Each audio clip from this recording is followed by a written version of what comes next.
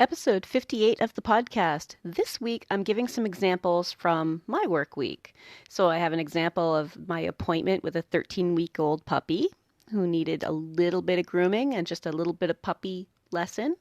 And also, two dogs that I did a training lesson with, where we also were incorporating some of our handling skills for health and comfort. You're listening to the Creating Great Grooming Dogs podcast. I'm Chrissy Neumeier-Smith. I'm a certified professional groomer, certified behavior consultant for canines, certified professional dog trainer, and the owner of Happy Critters in Nashua, New Hampshire. And this, my friends and colleagues, is where grooming and training meet. This week, I want to share a couple of stories from my own week. So, for a couple of dogs that I've worked with this week. And the first one is I got contacted about a 13-week-old Malshi. I think that's Maltese Shih Tzu? I'm not really sure. Sometimes you can read an owner and say, if I ask what this is, it's going to turn into a how do you not know about my purebred mix conversation. I don't want to offend her, so I didn't ask, but it's a Malshi. But she's 3.25 pounds, itty bitty bitty, 13 weeks old. So I want you to think about that's a perfect age for a little bit of grooming. And the vet sent her to me, which is awesome because she already had her vet visit. She's got an owner who, is very involved with this dog, and she just got her, I believe, 2 weeks before. She brought her to the vet already, and the vet said, I think you should have Chrissy groom her, and just do a little bit, not a full groom. So she's already thinking, okay, we're not doing a full groom, but she needs to start learning about it now. Right? I want that to be more of a norm. So if you're a trainer or a vet tech, I want you to be thinking we should be sending a dog for just a little bit of brushing, right? Don't wait until they need a full grooming, but the grooming part and being around grooming is so important. So anyway, this little dog, teeny, teeny, tiny, she's already been to the vet, and we set it up as a half-hour appointment. Okay, I'm a house call groomer. So for me, that means I'm going to drive over there and just spend like half an hour and whatever we can do in that half hour. So when we're arranging this appointment, I've already talked to her about my safety policy. And for those of you who are regular listeners, you should know what the safety policy is, but it's something to the effect of, if your dog is wiggly or aggressive or scared or even overly friendly, we're going to have to calm your dog down. Because what we're trying to do is teach them to be calm, comfortable, cooperative, help them have a good experience with grooming today. And it's not about the haircut. And then I'll charge for my time spent working with your dog. So we've already established that. I have a scheduling app, so I've texted her my safety policy. She signed it, no, this makes perfect sense, and this is what I want for my dog, right? You see how we're already working together? Because the vet has told her, this is what I recommend for your dog is to have a really good experience this young and not have it be about getting the grooming done, right? And an owner who heard it from her vet and now hears it from her groomer and will probably hear the same thing from the trainer that she goes to, right? We want to all work together to get this dog started right. So now it's time for the appointment, and I come over, and while I'm bringing in my equipment, I set my equipment down, I'm still in my jacket, and I get on the floor and start playing with this puppy.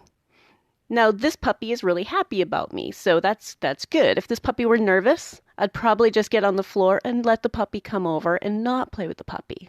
Play coy.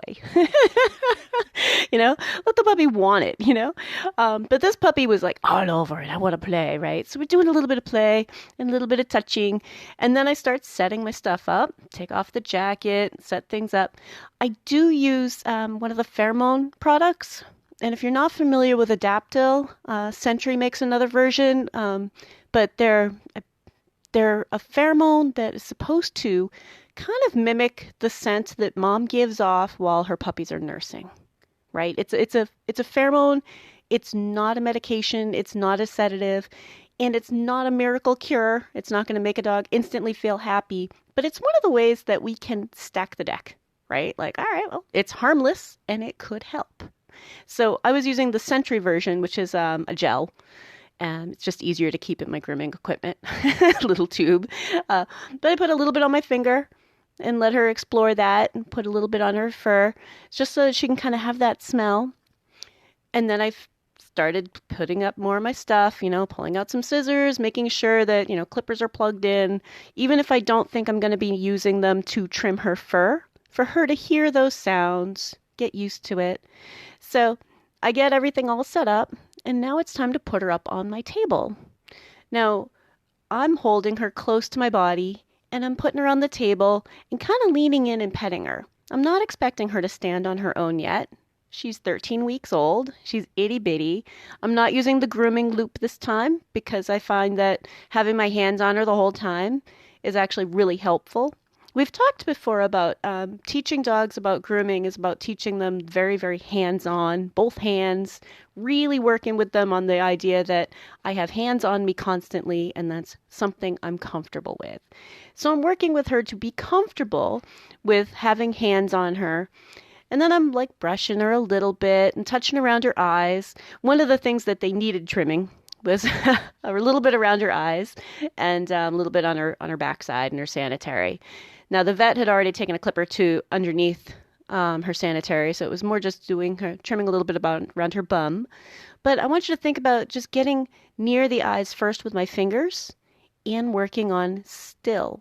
So she's 13 weeks old. She doesn't know anything yet. she's this tiny little blank slate. She doesn't have opinions yet about how she feels about somebody touching her eyes. So I'm putting my finger on the corner of her eye. And she's super, super wiggly.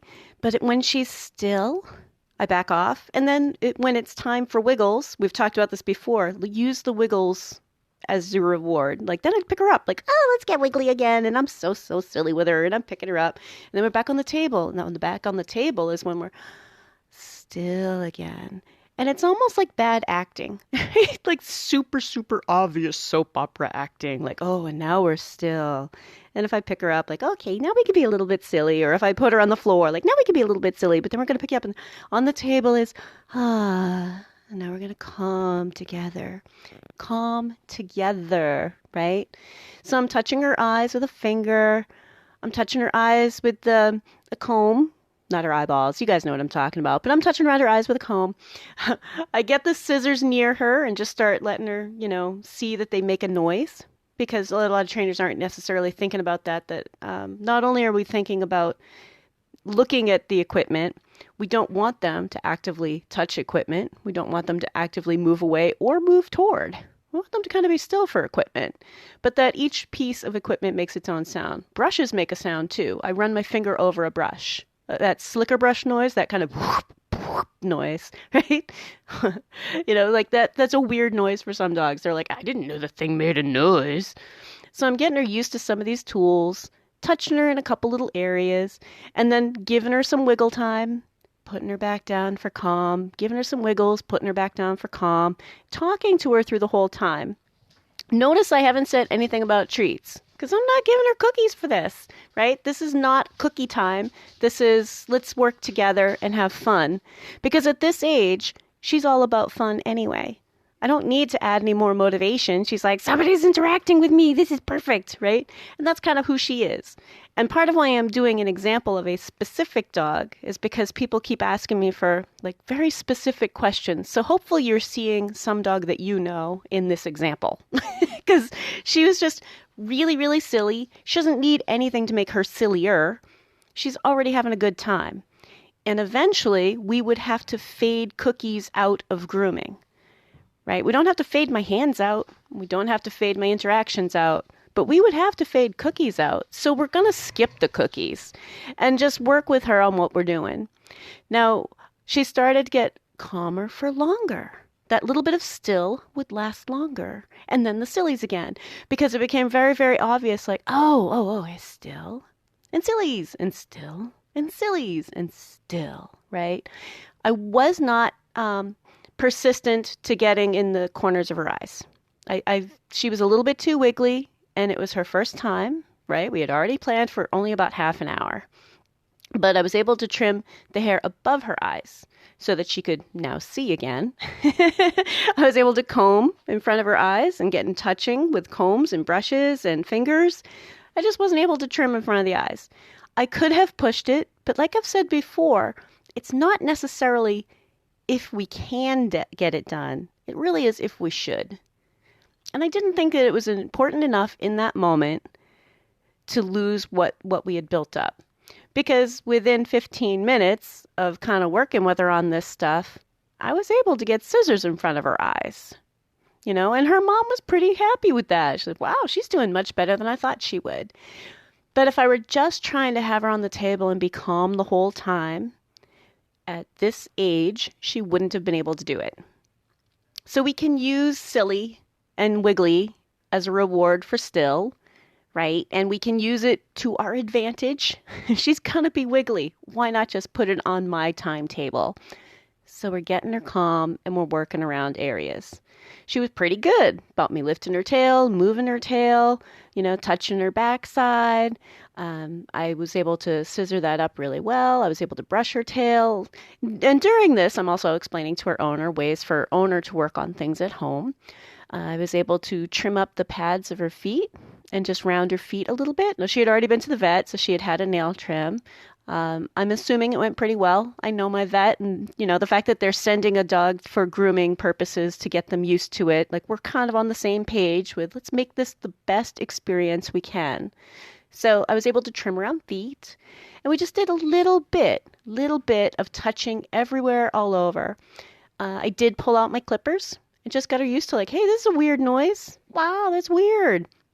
And for a little while, I had my clippers on the table just so that they could be there while she was learning other things, so that she could see, oh, that's not a big deal. Of course, I don't want to keep my clippers on the table. I don't like having tools on my table. And at one point, I was like, okay, let's move the $200 thing and put that someplace else. We don't want those on the table. But that was for her learning purposes, to have a couple extra things on the table, to be around the clippers when they aren't necessarily doing anything to her, near her, like they're just on the table. So when we think about these little guys, we can be very, very hands-on and make it fun and avoid the use of cookies that will have to be faded out later. So she's learning about her hands on me are safe, right? This person's touching me all over, having her hands on me, that's safe. Sometimes it's fun, sometimes it's calm. But calm isn't necessarily the lack of fun. Calm is just soothing. So we're going from fun to soothing, to fun to soothing, from silly to calmer. And it should be a really good experience for her. And it was a good experience for her. That was a half hour well spent. And I know that sometimes as groomers, we have trouble talking owners into just doing a puppy visit that has nothing to do with any sort of a goal. But if they start hearing it from their vet, and they're hearing it from a trainer, and they're hearing it from their groomer, and they're hearing it from their breeder, and we all start saying the same things, make this just a puppy get to know the groomer, let's see what we can get done, give me the couple of things that are most important to you as an owner, and let's see what we can do, then maybe we can get these dogs started off right. Because she started off right. I suspect that the next time is going to be even easier. And then the next time after that, it's going to be even easier because she's learning about it properly. And she's learning that this is safe and it's going to be okay. If you're enjoying my podcast, please remember to subscribe so that you don't miss any episodes. Here's another example from my week this week. I'm doing training with two young dogs. One is a 10-month-old German Shepherd. One is about a 2.5-year-old lab mix. I think he looks kind of pointerish, but they're both really sweet dogs. They're having some issues with, one of them is having some issues with other dogs, and when they sees other dogs getting a little bit over the top. The other one is having some issues with when people come to their office. They have an office and the dog is like, I don't know, these are strangers just approaching as if they live here, right? Normal stuff. The owners are awesome. These dogs are great. They just need to know these extra things. So one of the things that I worked with them on this week, which is now starting our second week, this would be our fourth meeting together, right? But part of what I worked on this week was I talked to the owners about, we're going to get down on the floor and really touch them all over. and look at body parts and pick up feet and look inside mouths and sniff inside an ear. And these owners are already doing a lot of that. So I wanted to make sure that we were doing it in a way that correlated with emergency care at home, veterinary visits, and grooming visits. But the purpose isn't just for vet visits and grooming visits and stuff, but I want you to think about we want our dogs to trust us. And that is some very, very personal handling that we do when we have our hands all over a dog, right? That's a bonding moment. And for dogs that are a little bit unsure about strangers or about other dogs, we're trying to tell them as owners, listen, I'm your safe zone. I keep you safe. I'm telling you everything is safe out there. And we have a better chance of doing that if we can also make them feel 100% perfectly safe with us touching them. Right? If a dog isn't comfortable with having their owners touch them, I also observe that they also don't take their owner's word for it when things are safe outside. Now, that might seem a little odd, but it is something I have observed. I've observed this over the years, and that's part of being a groomer who asks a lot of questions about behavior. Is that, these dogs that the owners come in and they're like, oh yeah, he won't let us touch around his eyes, or he won't let us touch his tail, or he hates it when we try to wipe off his feet. So we just, leave him in the mudroom until he's dry. Those dogs also don't take their owner's word for it when something is safe. And not necessarily because of a lack of training. Some of these dogs are really well trained. I've seen dogs that do dog sports that have this issue. But when they spend time working on actually touching your dog, touching those feet, getting the dog used to, listen, you can trust me with anything. And I'm going to say it's not just trust, there's a bond that happens with that. So that now when something else is happening and you're like, listen, I've got this under control. You're fine. I'm here with you. And I'm not going to let that dog come over near us, or whatever the case may be. Like I said, these are two dogs in the same family with kind of opposite issues, right? But I want you to think that trust right there up against their body is super important, because they aren't going to trust you that Girl Scout isn't coming over with that cookie box to kill dogs. Right? We know the Girl Scout's coming over with cookies and we're happy about it, but the dog doesn't get that, right? If we're going to teach them to trust us for some of these bigger things, it's really helpful if they trust us with these small things, which aren't all that small when you think about touching and touching all over. There's an intimacy about that, right? That, whoa, like I can let you touch me all over and maybe somebody else in the family, and then extend it out to the vet and to a groomer. And, that there's not something that any Tom, Dick, and Harry is going to do, right? These are things that we do specifically with this particular dog and to help them feel safe with us, right? So these two dogs were doing really, really good work with their owners. Their owners are brushing their teeth. Their owners are, looking at their paws, wiping them down, spending time touching them all over. So what we worked on was looking at something, but instead of doing it as a touching exercise, like examine, like, oh, okay, now I want you to imagine that there's a thorn in that paw, or the dog's limping and you really need to look over that paw. So really examine the paw. And actually later in the lesson, the German Shepherd was laying on the mat, and he's trying to itch his leg and his front leg with his mouth, and his back leg is doing the scratching thing. And I went over to him. I'm like, oh, buddy, is there something you can't reach? Now, those of us who are more dog savvy could see that that's probably him trying to reach an itch. Like he can't quite get it. And the back leg's going. And so I go over this time because he actually has an itch. He's a little bit more sensitive about it. But I was able to show the owners, now look at what his brow is doing. Do you see around his eyes that he's a little unsure? Do you see how I'm helping him relax for it and just touching gently until he really kind of takes a breath? And we get him loose again. And then take a look. And he actually had like a little scab there. So who knows, maybe he was running around, hit a stick, who knows, but there's a little scab there. But to have the trust there for us to be like, okay, let's calm down.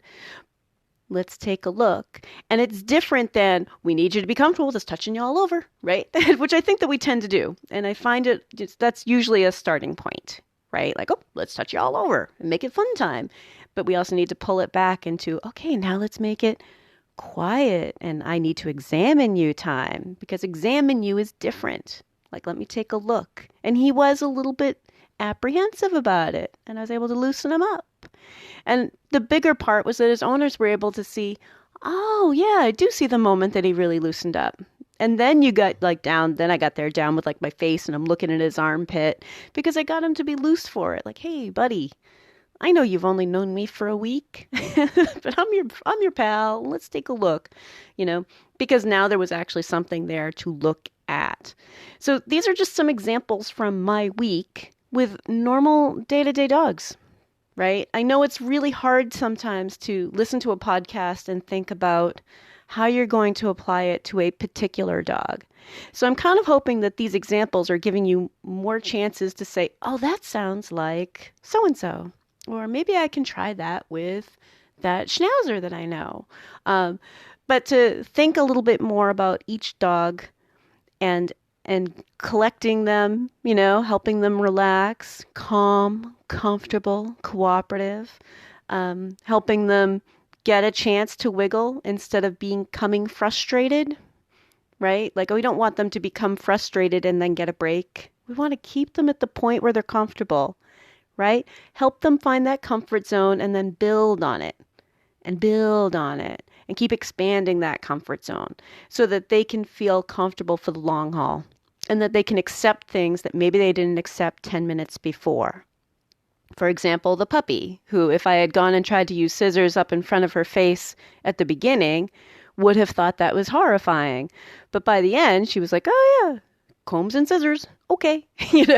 So we want to be gradual and keep in mind that dogs are silly, silly little beings.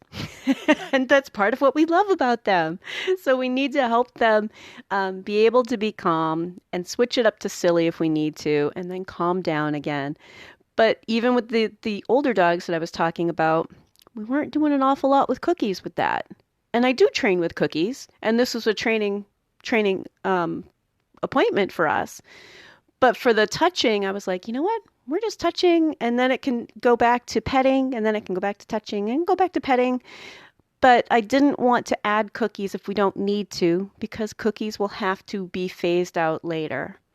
And trainers, I want you to really think about that because we've talked before about the grooming setting, a grooming shop with multiple dogs, and dogs walking around, and dogs in crates, and dogs in tubs, and dogs on tables, is not necessarily a good setting for using lots of cookies.